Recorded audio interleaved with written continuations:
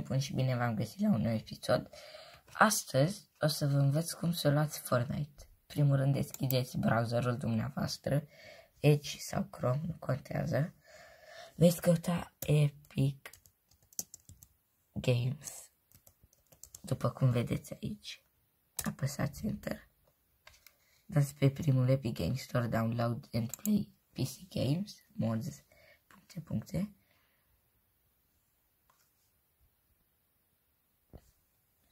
Așteptați. Ok, dați pe Accept all cookies. Dați pe Download aici. Să vedeți că se descarcă. Dacă aveți Edge o să apară ceva pe aici sus.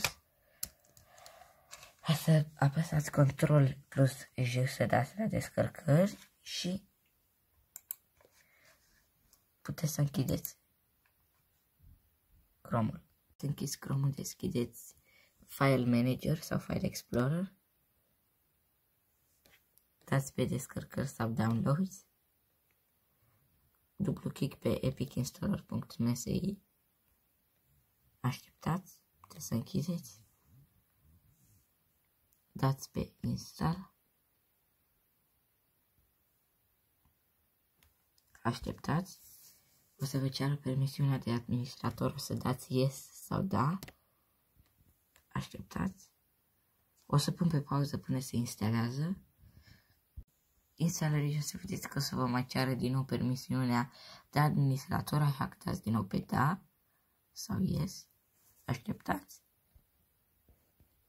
S-a instalat, se va închide și Epic va porni actualizarea. O să pun pe pauză până se termină. Apoi o să vă ceară administrator, din nou dați pe Da, instalează și așteptați. Acum o să se deschidă. Așteptați. Ok, veți vedea că Epic va porni. Puteți să dați pe full screen sau să lăsați așa pe Windows.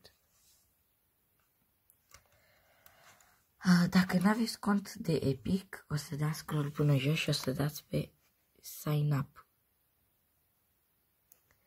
Dacă nu, dați scroll până sus și dați Sign In with Epic Games. Deci, voi o să dați pe Sign Up pentru că nu aveți cont, eu o să dau pe Sign In pentru că deja am cont. Așa, dacă voi aveți cont deja și v-a șters Epic-ul sau v-a de la calculator, nu. Ce m-am logat? O să vă apară aici, o să vedeți notificările, o să le închid și aștept să se încarce. Ok, după ce s-a încărcat, o să dați aici pe Search și căutați Fortnite. Și dați click pe Fortnite.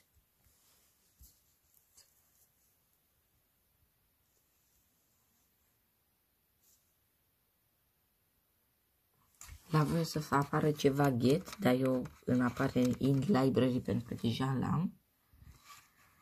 Dar înainte să vă arăt cum să instalați Fortnite, vreau să vă arăt că în fiecare joi pe store-ul de la Epic, dacă intrați la ora 7 sau la orice oră, dar în fiecare joi la ora 7, va fi un joc gratis. De fapt, se va schimba jocul gratis. O să dați scroll până mai jos și o să vedeți jocurile gratis. Deci, pe 24 martie la ora 17 sau 5, acesta va fi gratis până pe 31 martie. Acesta este gratis acum până pe 24 martie. Decât dați click pe el,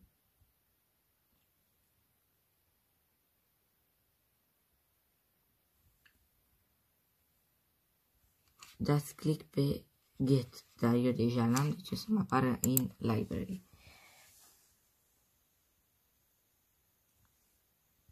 Așa că apoi dați pe Library, aici, și veți căuta, nu pe search-ul de aici, pe search-ul de aici. Și căutați Fortnite. După cum vedeți, Fortnite o să vă apară aici. Dați click pe el.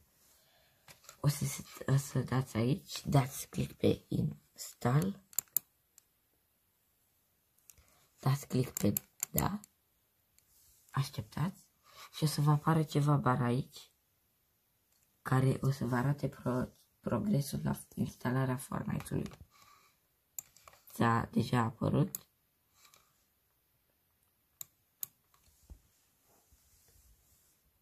Aici, dacă vreți, puteți să adăugați prieteni prin Facebook sau prin Steam, dar eu o să închid aceasta și este 1%. Dacă dau pe downloads,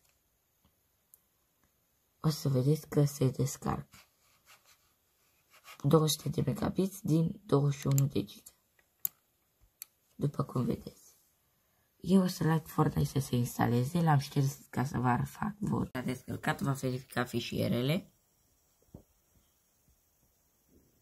Puteți aștepta să se dureze ceva. Le verifică ca să vadă dacă toate sunt corecte, pentru că unele dintre ele nu pot fi corupte și va cauza ca jocul să nu meargă sau alte erori. Ok. Așteptăm repede să termine de verificat 100%.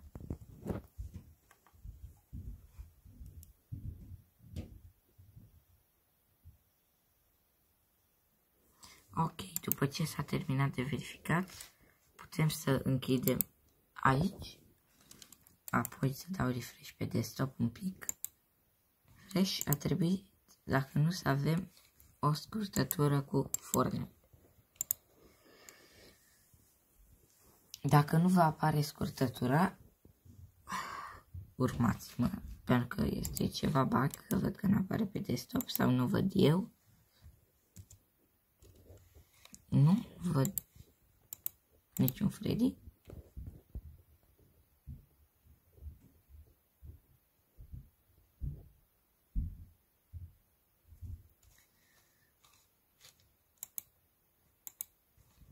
Ok.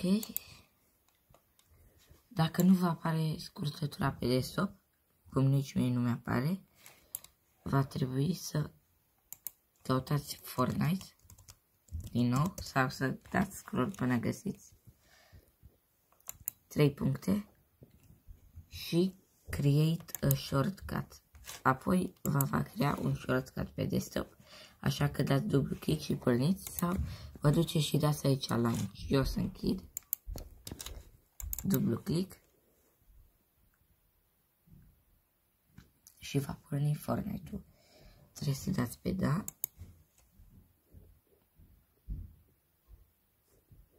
Da.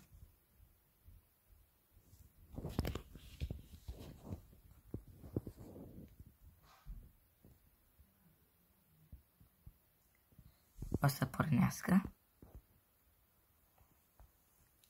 Am făcut videoclip cu capitolul 3, sezonul 1, luna trecută.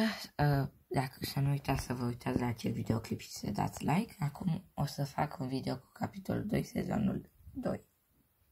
Capitolul 3, sezonul 2, pardon. O să fac multe alte jocuri pe calculatorul meu principal.